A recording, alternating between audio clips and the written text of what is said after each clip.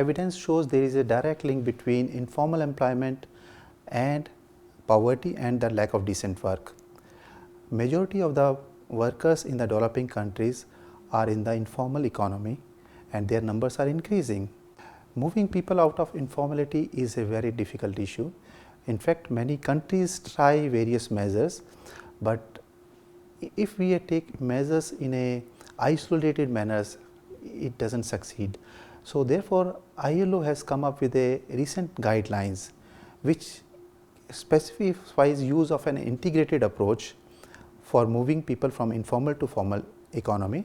It basically comprises of 7 major components, and of that skills and entrepreneurship development is one of the component. We used very successfully an integrated approach involving various components. Out of that one was central was the vocational skills training, but we added many more approaches including core skills development, training on occupational safety, health, providing mentorship to the young persons.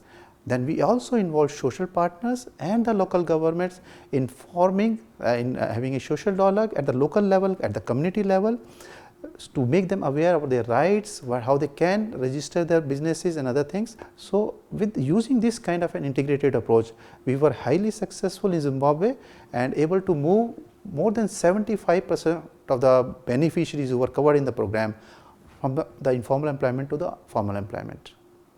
Skills is an essential component, but though not the sufficient condition to move people out of informality, but still is an essential condition.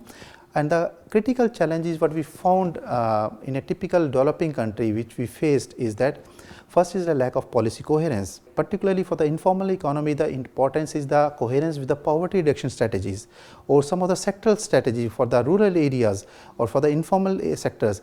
Second is within the skill strategy, normally they do not have the focus on the informal economy. Most of the system focus on the formal sector needs. So they do not even allocate money for the informal apprenticeship or recognition of prior learning. This is one of the biggest challenge at the policy level.